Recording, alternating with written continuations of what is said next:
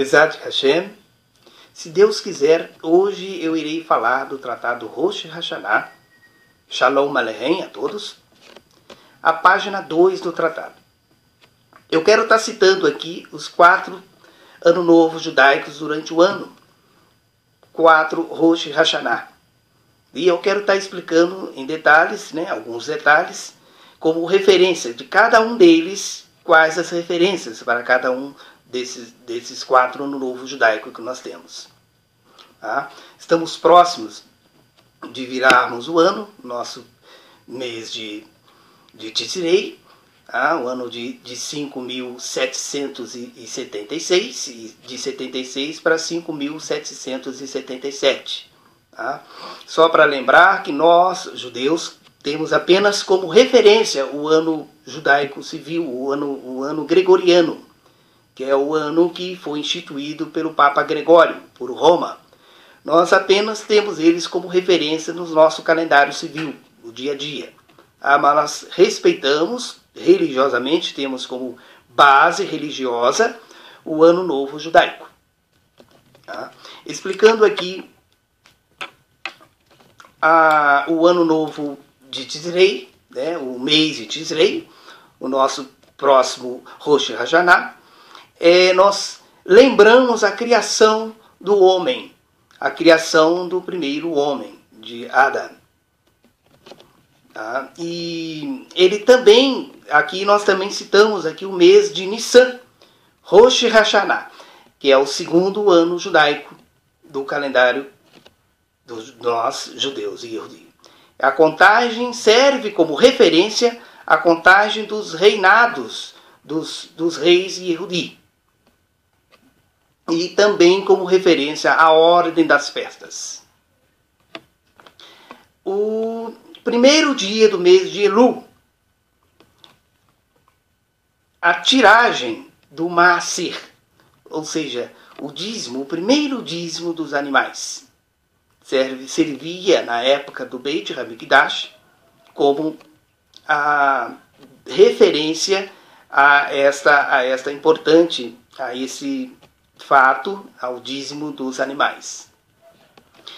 Explicando aqui alguns detalhes referente a essa mitzvah, a esta alahá, se o animal desse menos de 10 crias durante o ano, o dono do animal ficava isento de retirar o dízimo daquele animal, pois a contagem teria de ser a partir de 10 crias.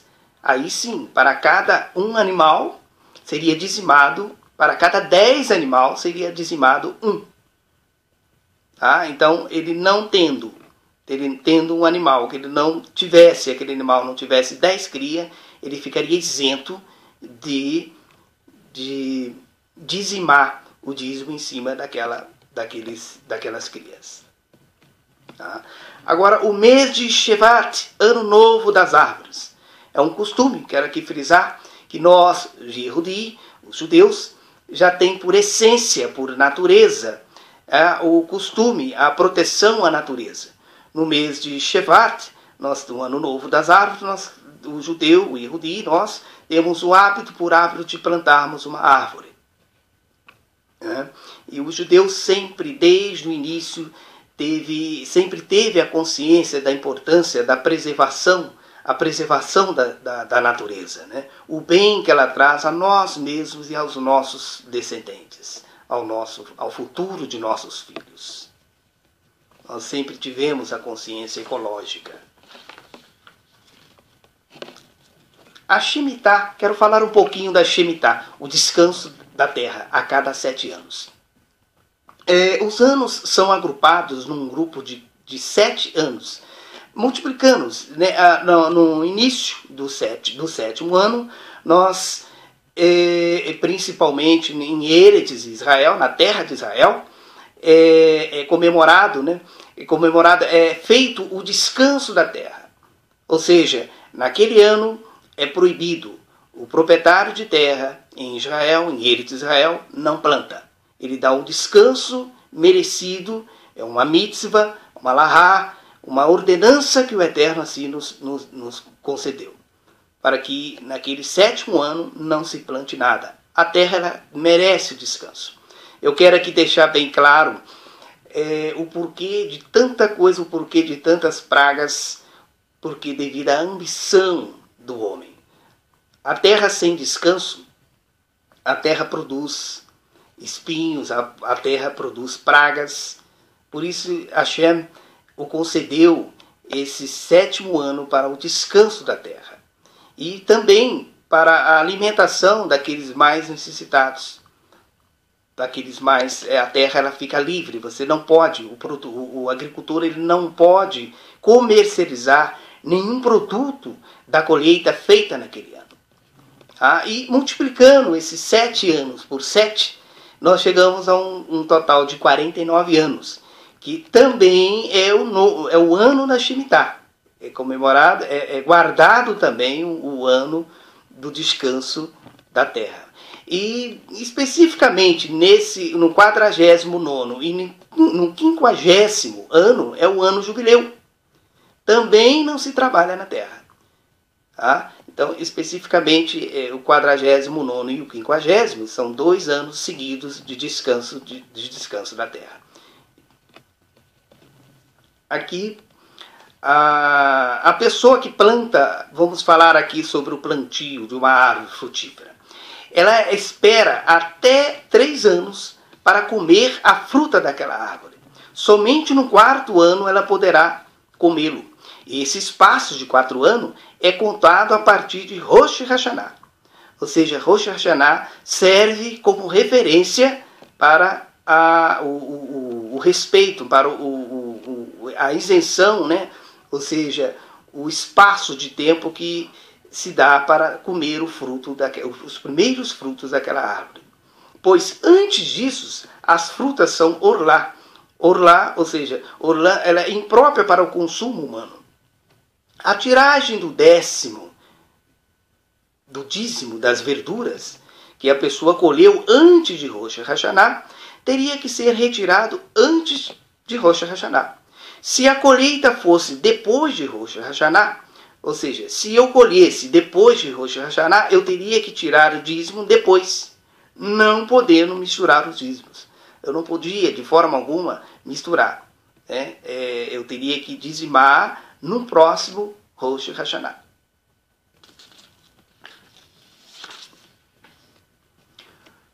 O mês de Shevat. Shevat, no primeiro dia, seria dizimado os dízimos das frutas das árvores. É o ano novo das frutas. Retirava-se o dízimo das frutas que tivessem a haratá. O que é a haratá? Haratá é aquele botão, um botão da fruta. Ela já inicia, quando ela já começa a estar a própria, ou seja, já há uma certeza de que aquela fruta vai vingar, né? E então é esse chamado haratá, que é o botão da fruta. Então, antes de Rosh Hodesh, que é o primeiro dia do mês de Shevat, já teria que estar separado o dízimo. Se a haratá, o botão da fruta, nasceu depois de Rosh Hodesh, o dízimo daquela fruta teria que ser reservado para o próximo ano, ou seja, no próximo Rosh Hashanah. Vamos falar de Rosh Hodesh Nissan, que é o mês de Nissan. Servia como referência para a contagem do reinado de um rei Yehudi, de um rei judeu. Ele também servia como referência para empréstimos entre o malvé. Malvé, o que é o malvé? Malvé é um credor. E o lové. Lové é o devedor. Num documento de compra de uma terra ou empréstimo, teria que constar o mês que foi feito o empréstimo ou a compra daquela terra. E o ano de reinado de tal rei. Então, se o credor, o malvé, vendesse a terra antes do lové, o devedor, né, pagá-la, ele, o credor, teria que devolvê-lo a quantia exata em dinheiro, a qual o credor, o lové, né, o devedor, comprou.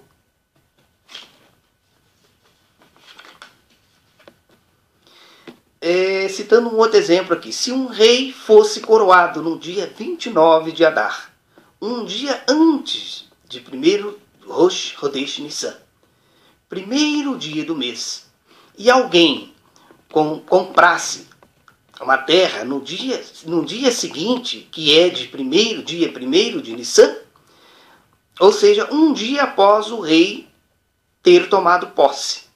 O documento da seguinte, ele teria que datar aquele documento, tá? O documento de compra, de venda, de negociação, e teria que ser datado da seguinte maneira: durante o primeiro ano do reinado do rei fulano de tal, ou seja, seria como se o rei já tivesse passado um ano de seu reinado.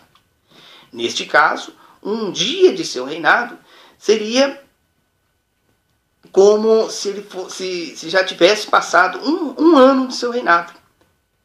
Né? Então, nesse caso específico, tá? Apenas um dia ali na virada do mês, né? Já no mês seguinte, já entraria no mês de Nissan, no dia seguinte, é como se ele já tivesse passado um ano de seu reinado. Então, esses cuidados o Yehudi sempre teve exatamente para frisar, para não perder a conta, ou então mesmo para diluir, para evitar diversos casos, né, até mesmo de morte do falecido, né, ou de uma falsa testemunha, de um falso testemunho. Tá? E eu acho interessante estar lendo, relembrando e estudando esses fatos, esses detalhes que pouco a gente ouve o comentário. Um Todarabá, um Shalom Aleichem, um Lehitraot a todos. Bestat Hashem, se Deus quiser, até a próxima semana. Amém.